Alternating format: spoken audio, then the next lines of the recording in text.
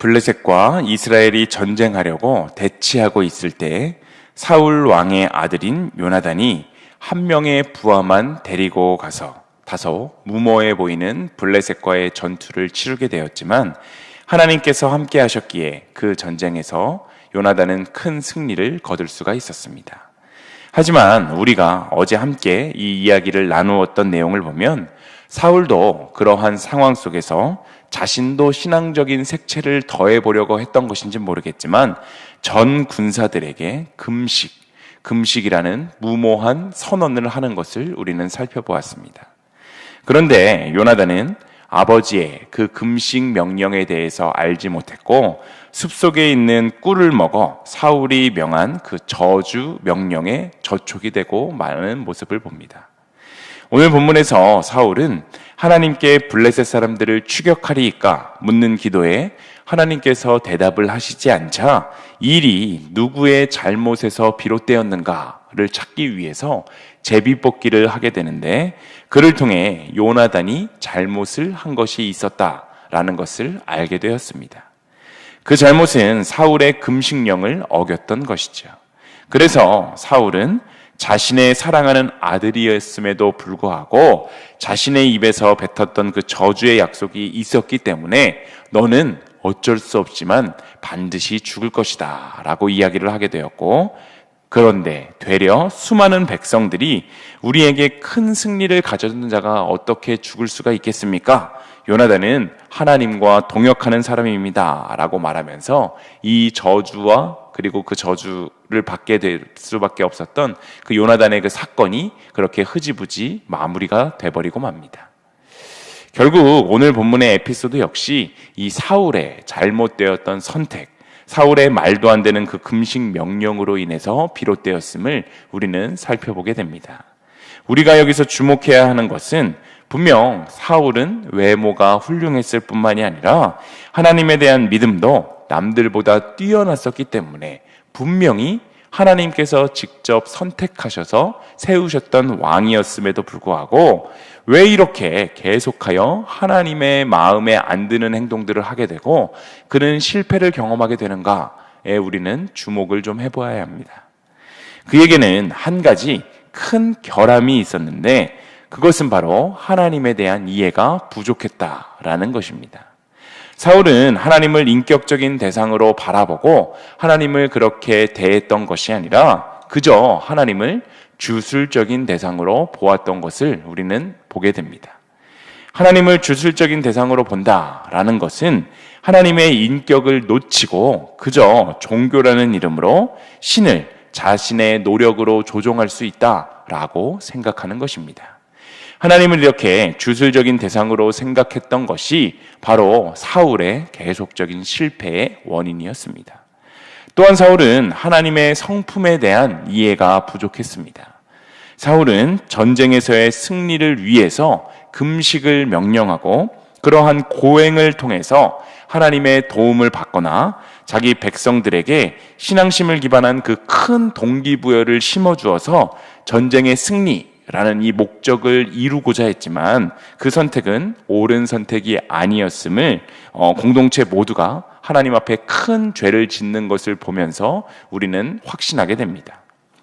인류가 만든 신들이나 그 종교들은 대부분 신에 대한 그 인격적인 인간과의 교제는 전혀 없고 신이 가진 능력만을 필요로 하는 그러한 모습을 보이는 것이 바로 이 세상의 종교들의 모습입니다.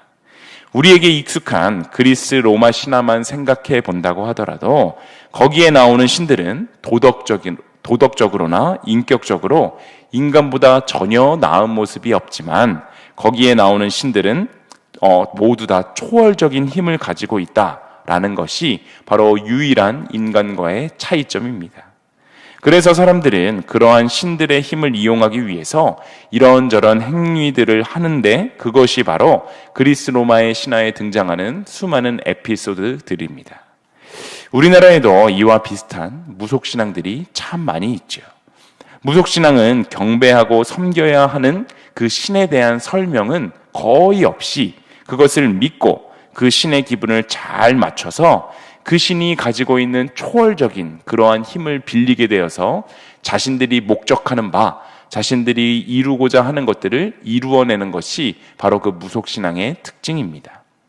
이러한 무속신앙은 1900년대에 굉장히 많고 오늘을 살아가는 지금에는 꽤나 많이 줄어든 것을 볼 수 있지만 그럼에도 불구하고 여전히 우리의 주위에 많이 남아 있습니다. 나의 간절한 소원을 내가 하는 행위의 그 정성을 보고 신이 감동해서 그것을 이루어달라라고 하는 것이 바로 무속신앙들의 기본 틀입니다. 그래서 추운 겨울에 찬물을 뒤집어 쓰기도 하고 물을 떠놓고 밤새 나무 앞에 서서 기도하기도 하며 자신의 그러한 고행에 신이 감동하여서 자기의 소원을 이루어 주기를 바라는 것입니다. 지금 사울이 하나님을 이해하고 있는 수준도 딱 이 정도 수준입니다. 그가 금식을 선포한 것도 금욕적인 자기 희생을 통해서 하나님을 감동시키고 하나님을 만족시켜서 자신이 원하는 결과를 얻어내려고 하고 있는 것입니다. 그런데 우리가 반드시 기억해야 하는 것은 하나님은 우리와의 인격적인 만남을 원하시는 분이시고 우리의 희생이 아니라 우리의 사랑을 원하시는 분이라는 사실입니다. 마태복음 22장 37절에서 40절까지의 말씀을 보면 예수께서 이르시되 내 마음을 다하고 목숨을 다하고 뜻을 다하여 주 너의 하나님을 사랑하라 하였으니 이것이 크고 첫째 되는 계명이요 둘째도 그와 같으니 내 이웃을 내 자신과 같이 사랑하라 하셨으니 이 두 계명이 온 율법과 선지자의 강령이라 라고 말하고 있습니다. 즉 하나님이 우리를 사랑하시고 우리에게 원하시는 것은 사랑이지 결코 희생이 아니다라는 말입니다. 이러한 우리의 믿음 생활에 있어서 사랑이 강조되지 않고 희생만이 강조된다면 우리의 신앙생활, 우리의 믿음 생활은 결코 행복할 수가 없는데 이것은 하나님께서 절대로 바라시는 방향이 아닙니다. 성경에서 말하고 있는 많은 계명들도 우리를 괴롭게 하고 우리들을 희생시켜서 복종하게 만드는 것이 아니라 우리가 그 계명을 알고 지킬 수 있다라는 것 자체가 복이고 특권임을 우리가 깨달아야 하는데 하지만 여전히 하나님의 계명과 명령들은 우리들에게는 때로는 부정적으로 다가오고 지키기가 어렵고 나의 삶을 짓누르는 것들로 받아들여질 때가 참 많은 것이 우리들의 현실이지 않습니까? 대표적인 예로 주일 성수가 있습니다. 특별히 우리 믿음의 선배들의 모습을 보면 주일을 지킬 수 있다는 것 자체가 큰 축복이고 감사한 일인데 그렇게 주일 성수를 이해하기보다 주일을 못 지키는 것은 신앙인으로서는 말도 안 되는 일이고 하나님께 큰 죄를 범하는 것으로 이해하며 단순히 규칙으로서 규율로서 주일을 성수하는 쪽에 더 가까운 모습을 보이지 않습니까? 지금은 조금 그때보다는 약해지긴 했지만 여전히 주일 성수의 개념은 그러한 모양으로 그러한 모습으로 남아있는 현실입니다. 엄격한 신앙관이 남아있는 교회들은 제가 학생 시절 때만 해도 굉장히 많았었는데 제 친구 교회는 주일에는 절대로 노래방, PC방, 당구장 등은 가면 안 되고 혹시라도 갔다가 걸리기라도 하는 날에는 꽤 오랜 시간 교회에 붙잡혀서 회개 기도를 해야 했습니다. 행여 다른 일로 주일에 교회라도 못 나오게 되면 배신자 취급을 당하는 것은 너무나도 당연했고 큰 죄인인 양 지내야 하는 것이 당연했습니다. 지금도 여전히 우리의 마음속에는 혹시 가족여행 간다고 주일을 거르는 권사님, 몸이 좀 아파서 근처 교회에 가시겠다라는 집사님의 이야기를 들으면 겉으로는 그럴 수 있지 하면서도 아니 속으로는 집사가, 권사가 어떻게 주일 성수 하나 못하면서 권사냐 집사냐라는 생각이 있으시지는 않으십니까? 물론 주일 성수 신앙 자체 이것이 나쁘다는 것은 결코 아닙니다. 하지만 우리가 반드시 기억해야 하는 것은 우리의 신앙이 무엇을 하거나 무엇을 하지 않는 것으로 정죄와 심판하는 기준이 있어서는 안 된다라는 사실입니다. 하나님께서 우리에게 주일을 지키라라는 계명을 주신 것은 하나님께서 우리를 너무나도 사랑하시기 때문에 하나님이 우리를 친히 불러주시고 당신의 영광과 거룩하심과 베푸시는 은혜의 자리로 우리를 초청하시는 너무나도 복된 은혜의 자리가 바로 주일 성수의 자리입니다. 교회에 나와서 예배를 하나님 앞에 함께 우리가 드릴 수 있다는 것은 정말 예를 들면 우리 서울시장이 우리 일신교회가 참 서울을 위해 크게 애쓰고 수고한다고 시청에 불러서 우리와 함께 식사를 하고 또 우리 한 명 한 명과 함께 셀카도 찍어주고 또 우리에게 상패도 수여하는 것, 바로 이러한 개념처럼 그저 복된 것입니다. 주일에 교회에 나와 하나님을 만나는 기쁨이 바로 이런 것인데 이 기쁨의 참된 맛을 알아야지만 우리는 진정한 그리스도인으로서의 삶을 살아갈 수 있습니다. 혹시 우리의 믿음은 어떠합니까? 우리의 주일 성수의 개념의 모습은 어떻습니까?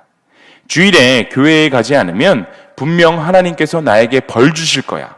지난번 주일에 내가 교회에 한번 빠졌더니 주중에 내가 생각지도 못한 그 고통을 당하게 되었고 생각지도 못한 아픔을 당하게 되었어. 주일은 어떻게든 지켜야 돼 하고 계시지는 않습니까? 여전히 이런 모양의 신앙을 가진 분들이 참 많은 현실이지만 바라기는 주일에 우리 일신교회에 나오는 길이 참 기쁨이 넘치고 감사가 넘치고 행복이 충만한 길이 되시기를 소망합니다. 신앙이 우리에게 요구하는 것은 어떤 것은 해도 되고 어떤 것은 하면 안 되고 이런 것이 아니라 훨씬 더 크고 적극적입니다. 바로 하나님을 더욱더 깊이 알고 하나님과 인격적인 교제를 하며 하나님의 마음을 품어서 이 땅에 인간의 몸을 입고 오셨던 그 예수님처럼 그가 이 땅에서 보여주셨던 그 삶을 나도 살아내기 위해 최선을 다하는 것, 바로 이런 것이 하나님께서 우리에게 요구하시는 그러한 신앙의 모습입니다. 어떠한 한 행위에 대해서 잘잘못을 따지면서 누군가를 정죄하는 그러한 신앙이 아니라 우리의 어떤 행위가 하나님이 기뻐하시는 모습이 되었는가, 예수 그리스도께서 이 땅에 보여주셨던 그 선하고 본이 되는 모습을 과연 닮아가고 있는가라는 것에 집중할 수 있는 우리의 신앙의 모습이 되어야 한다는 것입니다. 우리의 행동이 과연 하나님께서 기뻐하시는 일인지 예수님께서 행하셨던 일인지를 알기 위해서는 우리가 더욱더 하나님을 깊이 알고 예수님에 대해서 더욱더 잘 알아야 하는 것이 너무나도 당연합니다.